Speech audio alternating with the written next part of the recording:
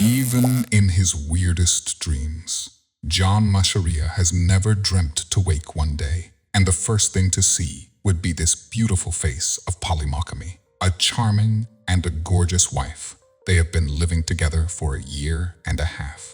Born without arms and with very little education, John never considered himself a contender for this sublime Polly until one morning, when a thirst for a cup of tea pulled them together in a hotel, and their life has never been the same. Their love story is fabulous enough. What is most stunning is how John managed to snatch Polly's heart against all the healthy and wealthy competitors who were running after her in a heavily furious battle to try earn her approval. It reached a boiling point where Polly had to sacrifice everything she had ever known, from her friends to her family and her moderate wealth, all because of this disabled man.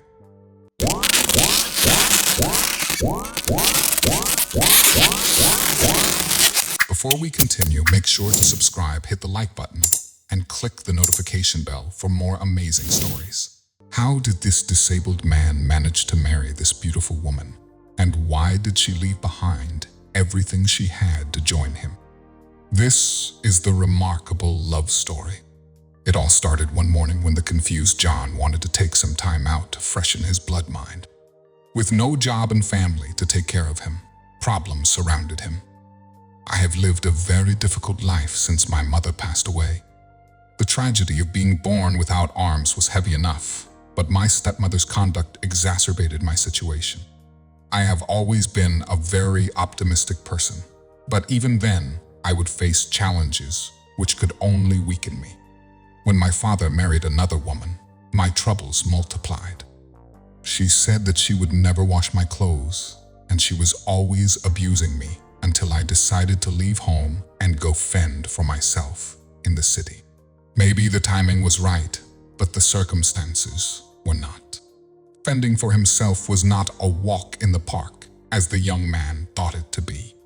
The man with no arms or any other advanced skills failed to secure any job in the bursting life of Nairobi, a city in which only the strongest would be able to survive, as its residents usually say. As he struggled to establish himself, John resorted to his last option, which was to sit down on the roadside and beg.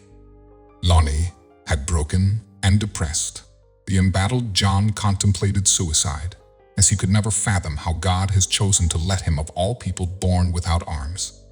He had bitterly realized how big of a disadvantage it was, and it was struck in his heart the most was the acknowledgement that he was not going to change it for once. What strengthened me is the fact that I knew God. I came to realize that I'm unique and God has created everybody uniquely. I was also consoled by the fact that I could do everything I wanted to do by myself in terms of caring for myself. I could use my feet instead of my hands. I can wash my face, brush my teeth, and drink a cup of tea using my feet instead of hands like other people do. A cup of tea is something significant in this house. It's more than a simple breakfast as it might be to your house. Every morning when Polly is done with facial preparations, she'll go to the kitchen and prepare some tea for breakfast. In the living room, her waiting husband will be watching YouTube videos or making some calls, as he'll be served a cup of tea by his submissive wife. Using his bare foot and toys, John would sip his tea and help, something he has taught himself since he was a toddler, as it is the same cup of tea that brought him closer to his wife in the first place. Sitting in the far corner of a hotel hall, the lonely John glanced back as a cheering group of young females entered the same hall and booked the far opposite table before each member of the group ordered a cup of tea. Sitting at the other far end, John couldn't help but glance from the corner of his eyes. Driven by desire to see how he sips his tea using toys, Pauline stood from her group and approached him. The first time I saw him, it was love at first sight. I was surprised. I couldn't believe someone could use his feet to do certain activities like drinking tea. I approached him to know how he does that, and we had a little chat which ended up. by exchanging contacts. I was super impressed by his confidence. But even as they started to get regular engagement, John had a problem, and he didn't want to beat around the bush. His single life as physically challenged man was becoming tougher on a daily basis, and he needed a wife to live with very soon. He had tried before, but all his initial relationships failed. I never asked her to get into a normal relationship. I told her straight what I wanted. I proposed her, and she was willing to listen to me. Unlike all other girls who would not even give me a chance, I shared with her all about my life, and she was fine with it. She always motivated me to be the best version of myself. I thank her so much because she loved me and accepted me the way I am. Even when we don't have money to buy food or pay rent, she always motivates me and reminds me that we are in this together. She made a lot of sacrifice for me, and I'm grateful to her. And the sacrifices were made for sure. Initially, when Polly informed her parents about her relationship, they thought it was something casual, which would vanish soon. Her friends even had bigger problems as they threatened to cut her off if she dared to keep the man who can barely feed her. I had so many men who were trying to entice me. By the time I met John, I had another boyfriend who many of my friends knew. They all tried to convince me to keep up with him since he was wealthy and good-looking. When I informed my friends that I had chosen John, they couldn't believe it. They asked me a lot of questions and demotivated me a lot.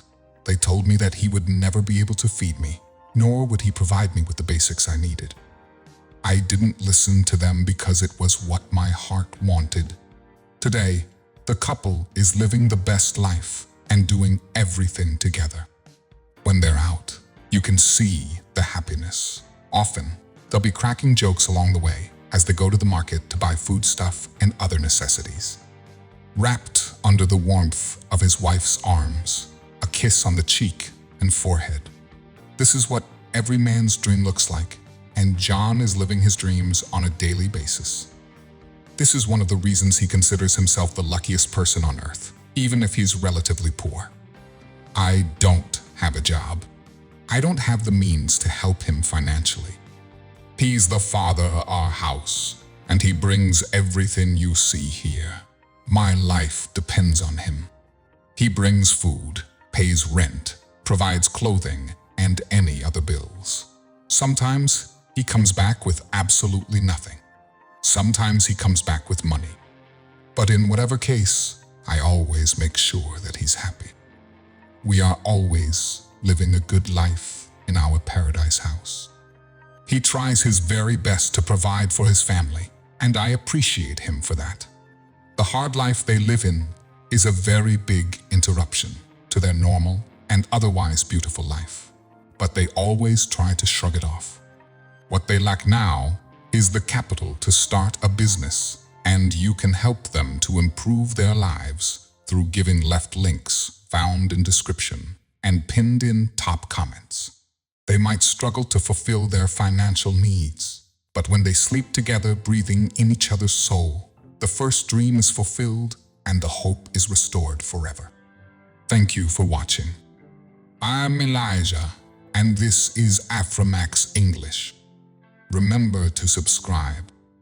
Binding bonds through beautiful tales. Thank you for watching.